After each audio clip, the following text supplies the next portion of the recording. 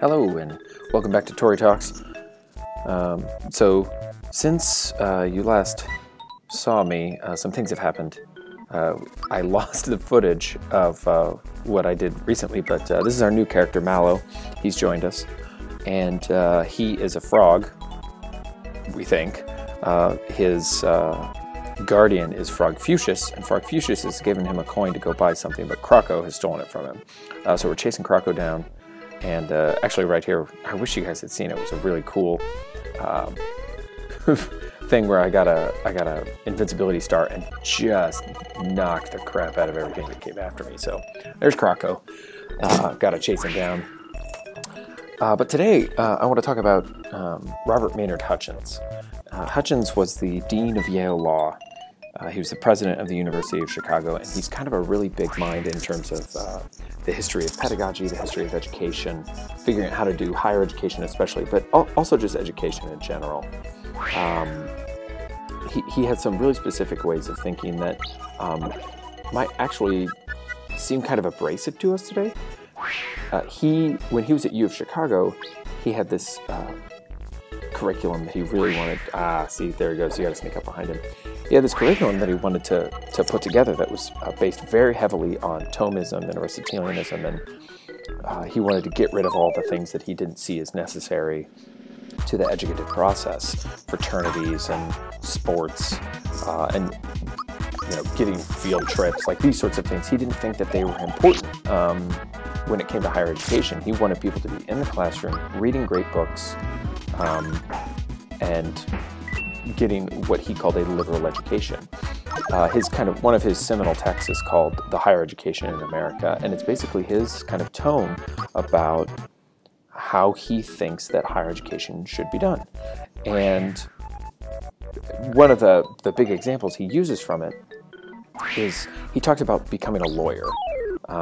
He says, okay, if you are studying law in the state of Illinois, it would behoove you not to just learn the laws that exist in the state of Illinois, because eventually they're going to change. And he says, if all you do is learn laws, what are you going to do when the law changes? Your knowledge, the time that you spent learning that, is obsolete. So instead, what you should do when you have a lawyer is you should train a lawyer to learn, to be liberally educated, so that they can learn how to learn. Yes, got him. You want to teach them to teach themselves, basically. And that was the point of his curriculum. He said, okay, we've got all these great texts. We've got these Greek guys. We've got these Roman guys. They're writing all these texts. We've got these great things in history. We've got Enlightenment theory. We've got all this stuff. And we want to teach lawyers and doctors and teachers and all these people, we want to teach them how to teach themselves. Because that will make the knowledge that they have learned in college, which is like a very formal time of education, not become obsolete the second that information changes. Also, Mallow has Thunderbolt, which is a pretty cool thing. It's not really effective against single enemies. It's really killer against like big groups of baddies. It's good stuff. It's really hard to time the timed attack though, because it's hard to know when the Thunderbolt's coming. Let's see if I can get it this time.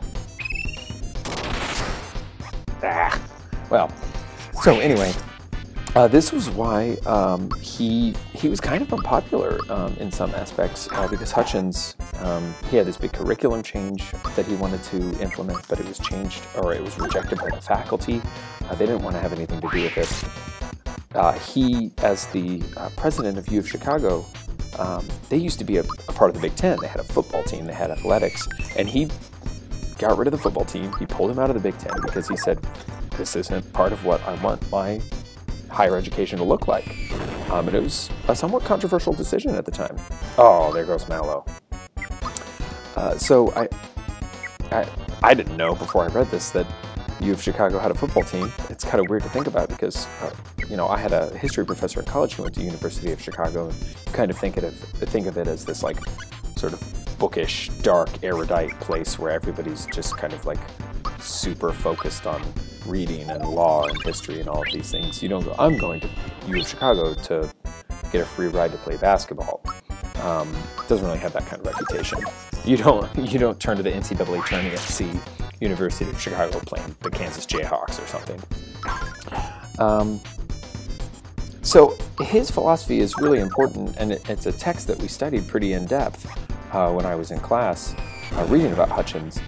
Ultimately, I don't agree with him on all counts. I think that he really has it right when he says we need to teach people in a way that allows them to teach themselves when new information comes out. Because if you learn geocentric theory, and then someone says like, oh yeah, we revolve around the sun though, you're not going to be able to handle that information because all you did was learn a set of facts. You didn't learn how to integrate those facts into an experience and to learn how to respond with them and dialogue with them. I think it's interesting. John Green says that religion is a response to revelation. And I think in that same way, education is a response to information. There are facts everywhere. You can't open your eyes without taking in some kind of fact or information or knowledge. The way that you become educated is you learn how to integrate that information into what it is you do. Every person on the planet is to some degree educated because they've taken in some sort of information, and that necessarily affects the way that they act. But I think people who are well educated, who are liberally educated, are able to take in information that they've never seen before, that they've never experienced, and synthesize that into their actions quickly and efficiently because they've seen, if you see something that looks like a chair, oh yes, I got it. Give me back my coin or I'll belt you again. Nice job, Mallow. If you see something that looks like a chair, but doesn't look like any of the chairs you've ever seen before, you can think, well, I think this looks like a chair. I'm going to treat it like a chair. That is a process of being liberally educated. And I know it's sort of a weird, we always use chair examples in philosophy. I don't know why chairs are so important. But that's really what the process of being liberally educated is about. It's about taking new information and treating it in a way that you've had previous information, and then kind of going with the differences and not being completely overwhelmed by something that you've never experienced before. Because if it was, we would never learn anything new. We wouldn't have the internet. We wouldn't have automobiles. We wouldn't have planes. Education is about, at some point, somebody said, here's something that I've experienced a bunch. And here's something kind of similar, but also pretty new. So I'm going to attempt to make that fit into the space where this old information used to work. That's a really exciting process. What in the world is going on in this town? We got people on pogo sticks. Shy guys on pogos. So that's a really important part of education, is taking information, integrating it, and not being confounded and overwhelmed by something that we've never seen before. So my goal for my students when I'm educating, when I'm teaching in the classroom or teaching in kind of a student development context, is to put my students in a position to see something they've never seen before, and then to have them say, how does this work? How can I not, ignore this information or respond with hostility towards this information? How can I kind of integrate this into what I'm doing and synthesize it into my previous experiences? That's why I think international travel is really important. That's why I think athletics are really important.